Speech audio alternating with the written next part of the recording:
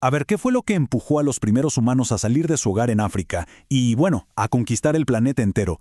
Porque piensen que durante miles y miles de años el progreso fue casi nulo. Y de repente, de un momento a otro, ¡pum!, algo cambió. Algo que nos lanzó a un viaje que terminaría definiendo a nuestra especie para siempre. Para entenderlo, imagínense la escena. Hace 100.000 años, nuestros ancestros, pues, usaban herramientas súper básicas de piedra y madera, y casi no se alejaban de su territorio. Pero avancemos 50.000 años, que en tiempo evolutivo es, créanme, un abrir y cerrar de ojos, y la foto es completamente diferente. De repente vemos herramientas complejas de hueso, de marfil, materiales que venían de lugares lejísimos, barcos, arte, hasta instrumentos musicales. O sea, pasamos de una supervivencia pura y dura a una explosión de creatividad. La pregunta es obvia: ¿qué diablos pasó en ese tiempo? Y aquí viene lo interesante. La respuesta no estaba en que nos crecieran manos más hábiles o cuerpos más fuertes, no. El cambio fue mucho más profundo. Fue una auténtica revolución en nuestras mentes, una transformación total en la manera en que nuestro cerebro procesaba el mundo. Y el motor de esa increíble revolución fue una sola cosa. Una innovación que lo cambió absolutamente todo: el lenguaje complejo. Y ojo, no se trata solo de que empezamos a hablar. Es que nos hizo lo que somos hoy. La diferencia de verdad es monumental.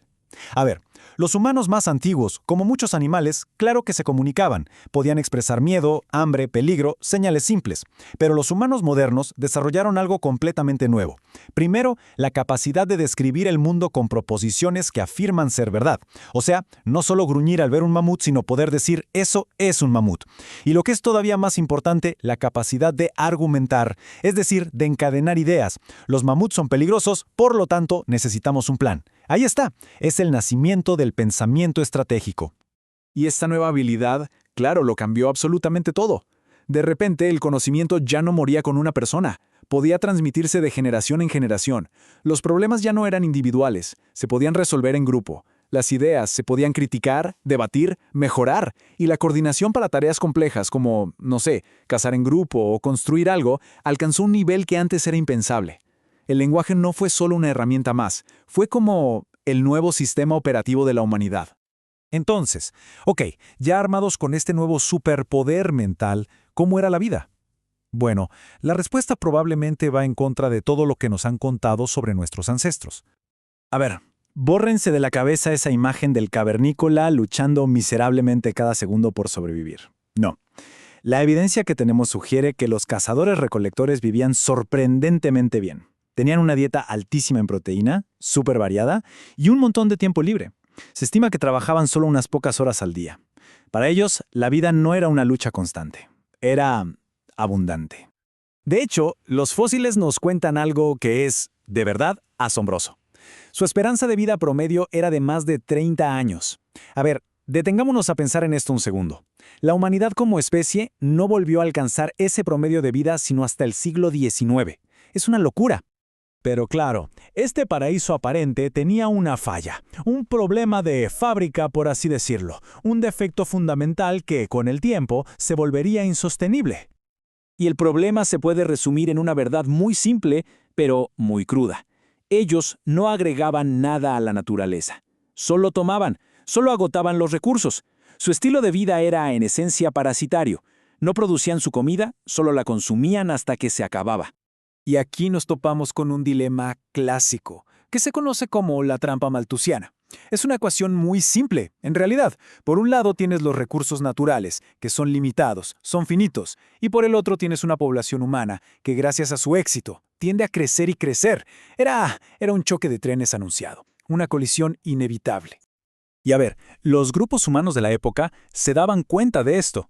Intentaban controlar el crecimiento y usaban métodos bastante brutales, como el infanticidio, sobre todo de niñas, o periodos larguísimos de lactancia para reducir la fertilidad. Pero estas medidas solo eran parches, solo retrasaban lo inevitable, la presión de cada vez más gente sobre los mismos, o menos, recursos. Y cuando esa presión demográfica llegaba a un punto crítico, la primera y más brutal de las soluciones salía a la luz: la guerra. La lucha por lo poco que quedaba. Y esto, claro, rompe por completo esa idea romántica del buen salvaje viviendo en armonía con la naturaleza. Entonces, ¿era pacífica la vida primitiva? la evidencia arqueológica nos pinta un cuadro mucho, mucho más oscuro. 30%, solo escuchen esa cifra, 30%. Es un número que hay que dejar que resuene un poco. ¿Es aterrador?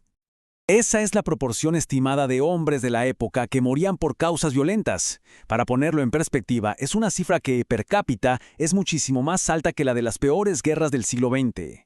O sea, la violencia no era algo raro, era parte del día a día. Y lo importante aquí es entender el porqué de tanta violencia. La razón de fondo era lo que se conoce como competencia antagónica. Como solo tomaban de una cantidad limitada de recursos, la supervivencia era un juego de suma cero. Lo que un grupo ganaba, el otro lo perdía. Si yo como, tú no comes. Y en un mundo así, el conflicto, la rivalidad a muerte, no es una opción, es una consecuencia lógica. Pero había otra salida, otra solución a esa presión constante. Si no podías luchar por los recursos donde estabas, podías irte a buscar nuevos. Y esta simple idea desató la mayor aventura en la historia de nuestra especie. Empujados por esta necesidad de escapar de la escasez, los humanos modernos empezaron un viaje épico. Hace unos 50.000 años salieron de África. Y la velocidad es impresionante. En solo 5.000 años, que geológicamente no es nada, ya estaban en Australia. Poco después entraron a Europa. Luego hicieron algo increíble. Cruzaron las heladas tierras de Siberia para llegar a las Américas. Y al final, en una hazaña de navegación que todavía hoy nos sorprende, llegaron hasta la última isla habitable del Pacífico. Y esta gran migración por todo el planeta, en la que pequeños grupos se iban separando y quedaban aislados por miles de años, pues tuvo consecuencias enormes. Consecuencias que de hecho vemos hasta el día de hoy. El aislamiento geográfico fue la clave de todo. Por un lado, genéticamente, cada grupo se fue adaptando a su nuevo entorno, y eso dio origen a la increíble diversidad física de los pueblos del mundo. Y por otro lado pasó lo mismo con el lenguaje. Lo que probablemente fue un solo idioma ancestral se fue rompiendo, cambiando, evolucionando en miles de lenguas distintas, casi como un eco de esa separación genética. Entonces, al final, fue la escasez. Esa presión constante e implacable fue la que nos sacó de ese paraíso inicial. Nos obligó primero a luchar, luego a migrar por todo el globo y finalmente a convertirnos en la especie tan diversa y compleja que somos. Y todo esto nos deja con una pregunta final, ¿no? Si la escasez y la migración forjaron nuestra diversidad en el pasado, ¿qué fuerzas están moldeando el futuro de la humanidad hoy?